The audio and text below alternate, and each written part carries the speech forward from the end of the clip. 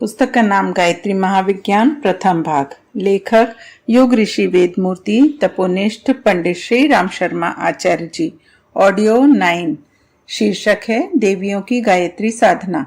प्राचीन काल में गार्गी, मैत्रेयी, मदलसा, अनसुया, अरुंधति, देवयानी, अहिल्या, कुंती, सतरूपा, वृंदा, मंदोदरी, तारा, द्रौपदी, दमयंती, गौतमी, अपाला, सुलभा, शाश्वती, उशीजा, सावित्री, लोपामुद्रा, प्रतिशयी, वैशालिनी, बेंदुला, सुनीति, शकुंतला, पिंगला, जरुत्कार, रोहिणी, भद्रा, विदुला, गांधारी, अंजनी, सीता, देवहूति, पार्वती, अदिति, शची, सत्यवती, सुकन्या, शैव्या आदि महासतियां वेदज्ञ की और गायत्री उपासक रही हैं।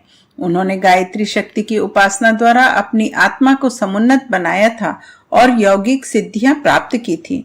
उन्होंने सधवा और गृहस्थ रहकर सावित्री की आराधना में सफलता प्राप्त की थी। इन देवियों का विस्तृत वृत्तांत, उनकी साधनाओं और सिद्धियों का वर्णन करना इस छोटी पुस्तक में संभव नहीं है। जिन्होंने भारतीय पुराण इतिहासों को पढ़ा है वे जानते हैं कि उपर्युक्त देवियां विद्वता, साहस, शौर्य, दूरदर्शिता, नीति, धर्म, साधना, आत्मोन्नति आदि पराक्रमों में अपने ढंग की अनोखी जाज्वल्यमान तारिकाएं थीं। उन्होंने समय समय पर ऐसे चमत्कार उपस्थित किए हैं जिन्हें देखकर आश्चर्य में रह जाना पड़ता है। प्राचीन काल में सावित्री ने 1 वर्ष तक गायत्री जप करके वह शक्ति प्राप्त की थी जिससे वह अपने मृत पति सत्यवान के प्राणों को यमराज से लौटा सकी।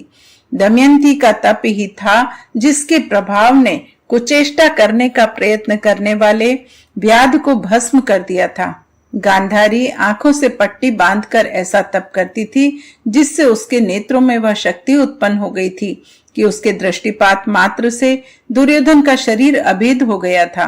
जिस जंघा पर उसने लज्जावश कपड़ा डाल लिया वही कच्ची रह गई थी और उसी पर प्रहार करके भीम ने दुर्योधन को मारा था। अनसुया ने तप से ब्रह्मा, विष्णु, महेश को नन्हे बालक बना दिया था। सती चांडिलिनी के तपोबल ने सूर्य का रथ रोक दिया था। सुकन्या की तपस्या से जीर्ण शीर्ण च्यवन ऋषि तरुण हो गए थे। स्त्रियों की तपस्या का इतिहास पुरुषों से कम शानदार नहीं है। यह स्पष्ट है कि स्त्री और पुरुष सभी के लिए तप का प्रमुख मार्ग गायत्री ही है।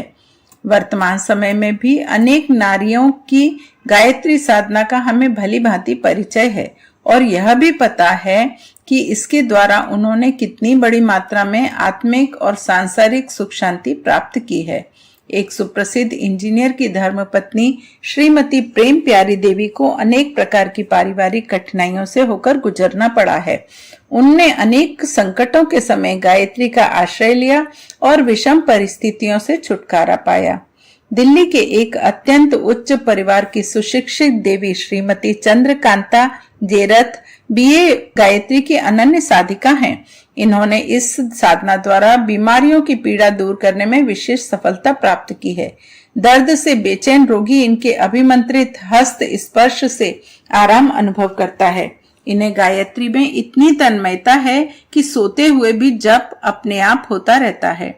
नगीना के एक प्रतिष्ठित शिक्षा शास्त्री की धर्मपत्नी श्रीमती मेधावती देवी को बचपन में गायत्री साधना के लिए अपने पिताजी से प्रोत्साहन मिला था। तब से अब तक वे इस साधना को बड़े प्रेम पूर्वक चला रही हैं। कई चिंताजनक अवसरों पर गायत्री की कृपा से उनकी मनोकामना पूर्ण हुई है। शिलोंग की एक सती साध्वी महिला श्रीमती गुणवंती देवी के पतिदेव की मृत्यु 20 वर्ष की आयु में हो गई थी। गोदी में 1 वर्ष का पुत्र था। उनको तथा उनके श्वशुर को इस मृत्यु का भारी आघात लगा और दोनों ही शोक से पीड़ित होकर अस्थि पिंजर मात्र रह गए। एक दिन एक ज्ञानी ने उनके श्वशुर को गायत्री जप का उपदेश दिया। शोक निवारणार्थ वे उस जप को करने लगे। कुछ दिन बाद गुणवंती देवी को स्वप्न में एक तपस्विनी ने दर्शन दिए और कहा, किसी प्रकार की चिंता ना करो, मैं तुम्हारी रक्षा करूंगी। मेरा नाम गायत्री है। कभी आवश्यकता हुआ करे तो मेरा स्मरण किया करो। स्वप्न टूटने पर दूसरे ही दिन से उन्होंने गायत्री साधना आरंभ कर दी। पिछले 13 वर्षों में अनेक आपत्तियां उन पर आईं और वे सब टल गईं। अब उनका बालक 19 साल का होकर बीए में पढ़ रहा है। 40 रुपए मासिक की सरकारी छात्रवृत्ति मिलती है और 75 रुपए की ट्यूशन कर लेता है। परिवार का काम ठीक प्रकार चल रहा है। गायत्री पर उन्हें अनन्य श्रद्धा है। हैदराबाद की श्रीमती विमला देवी की सास बड़ी कर्कश स्वभाव की थीं और पतिदेव शराब, वैश्यागमन आदि बुरी लतों में डूबे हुए थे। विमला देवी को आए दिन सास तथा पति की गाली गलौज तथा मारपीट का सामना करना पड़ता था। इससे भी बड़े दुखी रहती थी और कभी कभी आत्महत्या करने की सोचती। विमला की बुआ ने उसे विपत्ति निवारिणी गायत्री माता की उपासना करने की शिक्षा दी। वह गायत्री माता जी की उपासना करने लगी। फल आशातीत हुआ। थोड़े ही दिनों में सास और पति को बड़ा भयंकर स्वप्न हुआ कि उसके कुकर्मों के लिए कोई देवदूत उसे मृत्यु तुल्य कष्ट दे रहे हैं। जब स्वप्न टूटा तो उस भय का आतंक कई महीनों तक उन पर रहा और उसी दिन से स्वभाव सीधा हो गया। अब वह परिवार पूर्ण प्रसन्न और संतुष्ट है। विमला का दृढ़ विश्वास है कि उसके घर को आनंदमय बनाने वाली माता गायत्री ही है। वर्षों से उनका नियम है कि जप किए बिना भोजन नहीं करती। वारी साल बंगाल के उच्च अफसर की धर्मपत्नी श्रीमती हेमलता चटर्जी को 33 वर्ष की आयु तक कोई संतान ना हुई। उसके पतिदेव तथा घर के अन्य व्यक्ति इससे बड़े दुखी रहते थे और कभी कभी उनके पति का दूसरा विवाह होने की चर्चा होती रहती थी। हेमलता को इससे अधिक मानसिक कष्ट रहता था और उन्हें मूर्छा का रोग हो गया था। किसी साधक ने उन्हें गायत्री साधना की विधि बताई। वे श्रद्धा पूर्वक उपासना करने लगी। ईश्वर की कृपा से 1 वर्ष बाद उनके कन्या उत्पन्न हुई, जिसका नाम गायत्री रखा गया। इसके बाद 2-2 वर्ष के अंतर से 2 पुत्र हुए। तीनों बालक स्वस्थ हैं। इस परिवार में गायत्री की बड़ी मान्यता है। जैसलमेर की श्रीमती गोगनबाई को 16 वर्ष की आयु से हिस्टीरिया के दौरे आते हैं। 8 वर्ष से वे इस रोग से बहुत दुखी थीं। उन्हें उपवास पूर्वक गायत्री जप करने की विधि बताई गई। अन्न त्याग कर वे फल और दूध पर निर्वाह करने लगी और भक्ति पूर्वक गायत्री की आराधना करने लगी। 4 मास के भीतर उनका 8 वर्ष पुराना मिर्गी रोग दूर हो गया। गुजरानवाला की सुंदरी बाई को पहले कंठमाला रोग था। वह थोड़ा अच्छा हुआ तो प्रदर रोग भयंकर रूप से हो गया। हर घड़ी लाल पानी बहता रहता। कई साल इस प्रकार बीमार पड़े रहने के कारण उनका शरीर अस्थि मात्र रह गया था। चमड़ा और हड्डियों के बीच मांस का नाम भी दिखाई न पड़ता था। आंखें गड्ढे में धंस गई थी। घर के लोग उनकी मृत्यु की प्रतीक्षा करने लगे थे। ऐसी स्थिति में उन्हें एक पड़ोसिन ब्राह्मणी ने बताया कि गायत्री माता तरण तारिणी है, उनका ध्यान करो। सुंदरी बाई के मन में बात जच गई। वे चारपाई पर पड़े पड़े जप करने लगी। ईश्वर की कृपा से वे धीरे धीरे स्वस्थ होने लगी और बिल्कुल निरोग हो गई। 2 वर्ष बाद उनके पुत्र उत्पन्न हुआ, जो भला चंगा और स्वस्थ है। गोदावरी जिले के बसंती देवी को भूतोन्माद था। भूत प्रेत उनके सिर पर चढ़े रहते थे। 12 वर्ष की आयु में वे बिल्कुल बुढ़िया हो गई थी। उनके पिता इस व्याधि से अपनी पुत्री को छुटकारा दिलाने के लिए काफी खर्च परेशानियां उठा चुके थे, पर कोई लाभ नहीं होता था। अंत में उन्होंने गायत्री पुरस्चरण कराया और उससे लड़की की व्याधि दूर हो गई। भारथू के डॉक्टर राजा राम शर्मा की पुत्री सावित्री देवी गायत्री की श्रद्धालु उपासिका हैं। उसने देहात में रहकर आयुर्वेद का उच्च अध्ययन किया और परीक्षा के दिनों में बीमार पड़ जाने पर भी या आयुर्वेदाचार्य की परीक्षा प्रथम श्रेणी में उत्तीर्ण की। कानपुर के पंडित अयोध्या प्रसाद दीक्षित की धर्मपत्नी शांति देवी मिडिल पास थी। 11 वर्ष तक पढ़ाई छोड़कर परिवार के झंझटों में लगी रहीं।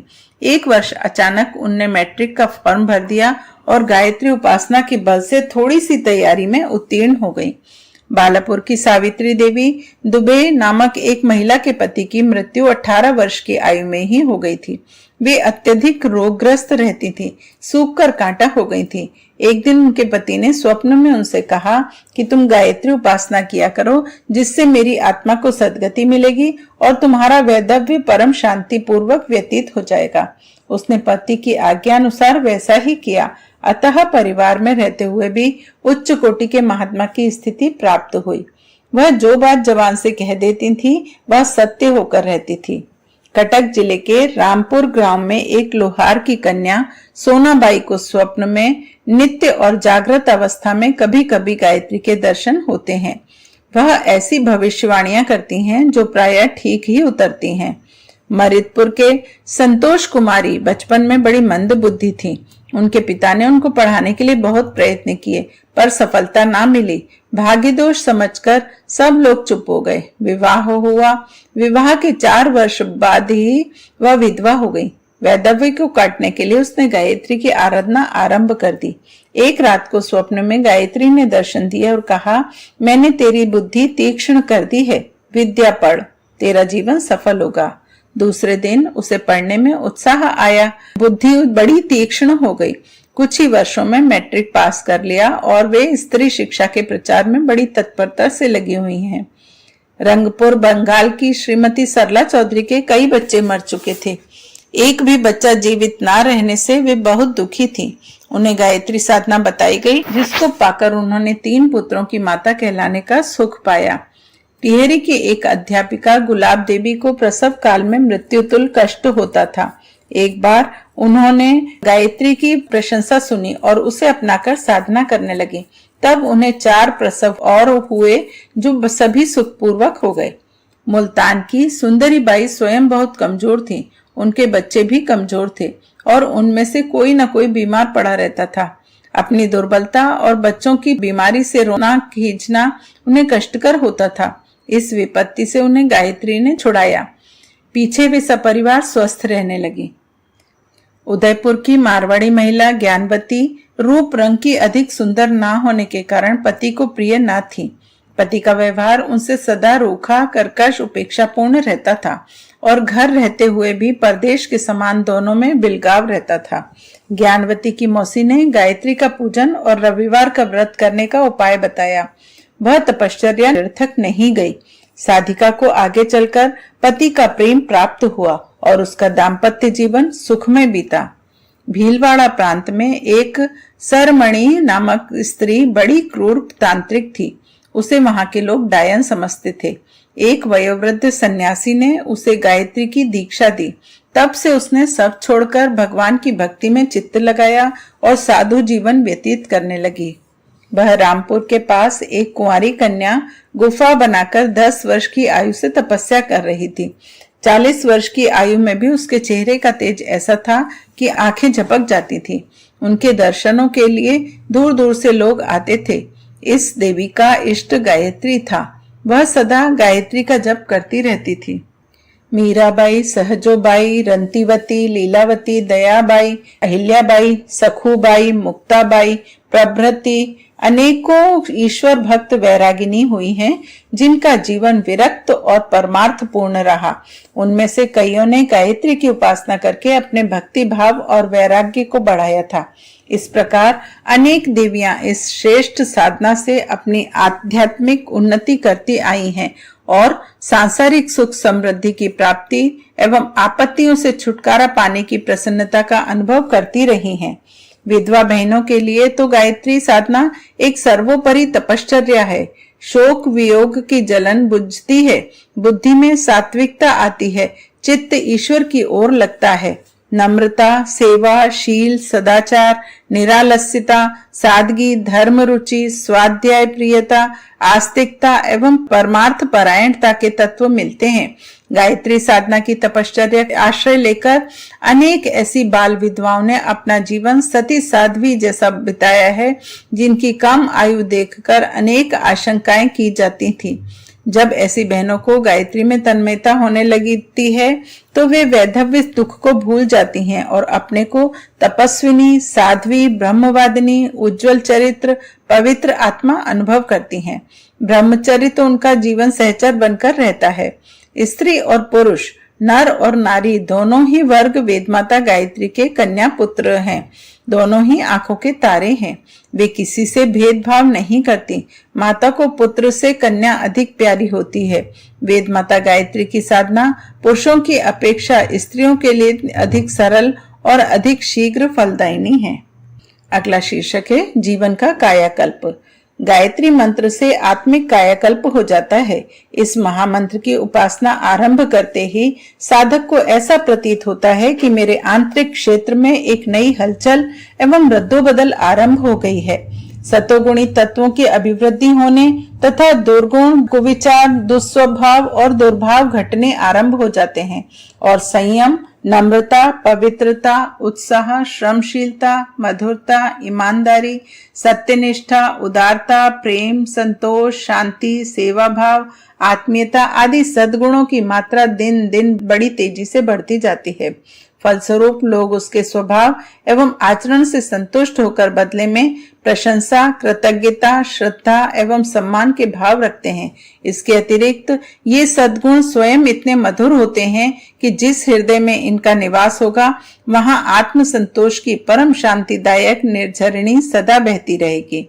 गायत्री साधना से साधकों के मनक क्षेत्र में असाधारण परिवर्तन हो जाता है। विवेक, तत्व ज्ञान और रितंबरा बुद्धि की अभिवृद्धि हो जाने के कारण अनेक अज्ञान जन्य दुखों का निवारण हो जाता है। प्रारब्धवश अनिवार्य कर्मफल के कारण कष्ट साध्य परिस्थितियां हर एक के जीवन में आती रहती हैं।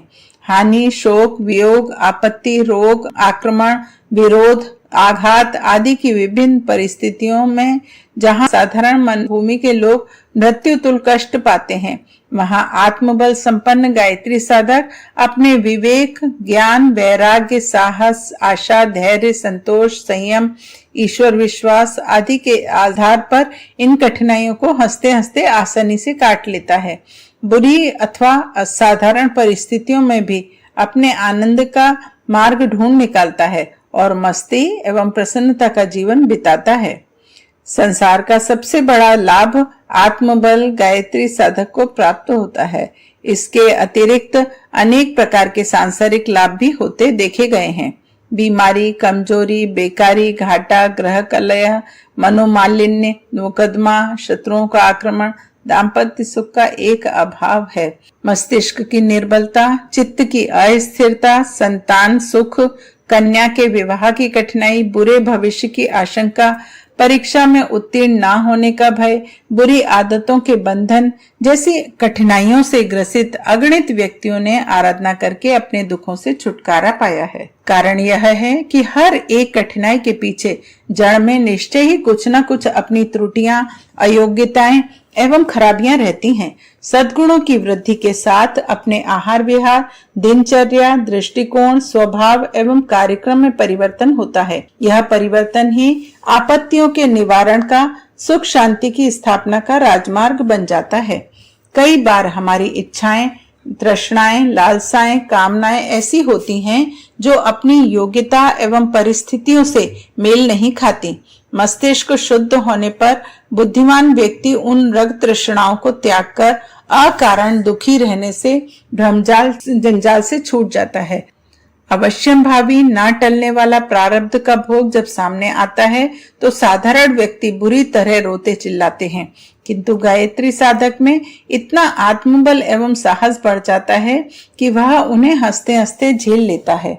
किसी विशेष आपत्ति का निवारण करने एवं किसी आवश्यकता की पूर्ति के लिए भी गायत्री साधना की जाती है। बहुधा इसका परिणाम बड़ा ही आश्चर्यजनक होता है। देखा गया है कि जहां चारों ओर निराशा, असफलता, आशंका और भय का अंधकार ही छाया हुआ है, वहां वेद माता की कृपा से एक दैवी प्रकाश उत्पन्न हुआ और निराशा आशा में परिणत हो गई। बड़े कष्ट साध्य कार्य तिनके की तरह सुगम हो गए। ऐसे अनेकों अवसर अपनी आंखों के सामने देखने के कारण हमारा यह अटूट विश्वास हो गया कि कभी किसी की गायत्री साधना निष्फल नहीं जाती।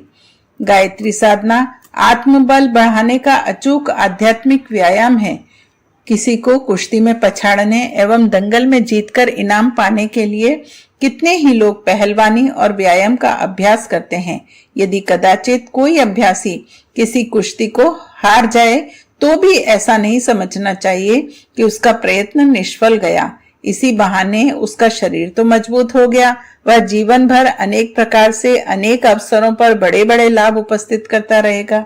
निरोगिता, सौंदर्य, दीर्घ जीवन, कठोर परिश्रम की क्षमता, दाम्पत्य सुख, संतति, अधिक कामना, शत्रुओं से निर्भयता आदि कितने ही लाभ ऐसे हैं जो कुश्ती पछाड़ने से कम महत्वपूर्ण नहीं। साधना से यदि कोई विशेष प्रयोजन प्रारब्धवश पूरा भी ना हो पाए तो भी इतना तो निश्चित है कि किसी न किसी प्रकार साधना की अपेक्षा कई गुना लाभ अवश्य मिलेगा। आत्मा स्वयं अनेक रिद्धि सिद्धियों का केंद्र है। जो शक्तियां परमात्मा में हैं, वे ही उसके अमर युवराज आत्मा में हैं।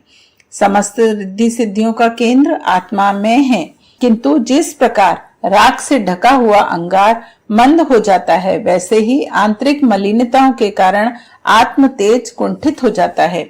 गायत्री साधना से मलिनता का पर्दा हटता है और राख हटा देने से जैसे अंगार अपने प्रज्वलित स्वरूप में दिखाई पड़ता है, वैसे ही साधक की आत्मा भी अपने रिद्धि सिद्धि समन्वित ब्रह्म तेज के साथ प्रकट होती है।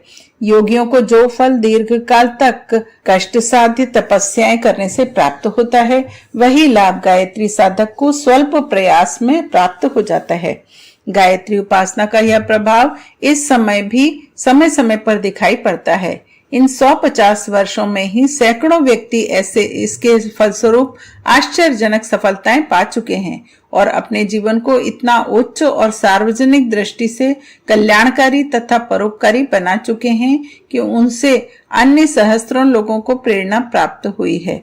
गायत्री साधना में आत्मोत्कर्ष का गुण इतना अधिक पाया जाता है कि उससे सिवाय कल्याण और जीवन सुधार के और कोई अनिष्ट हो ही नहीं सकता।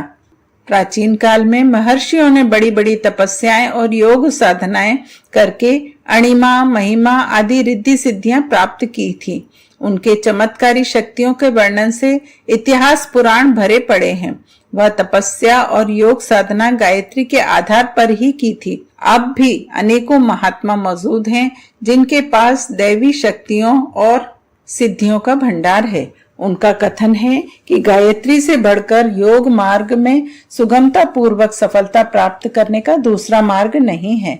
सिद्ध पुरुषों के अतिरिक्त सूर्यवंशी और चंद्रवंशी सभी चक्रवर्ती राजा गायत्री उपासक रहे हैं। ब्राह्मण लोग गायत्री की ब्रह्म शक्ति के बल पर जगत गुरु थे। क्षत्रिय गायत्री के भर्ग रूपी तेज को धारण करके चक्रवर्ती शासक बने थे। यह सनातन सत्य आज भी वैसा ही है। गायत्री माता का आंचल श्रद्धा पूर्वक पकड़ने वाला मनुष्य कभी भी निराश नहीं रहता।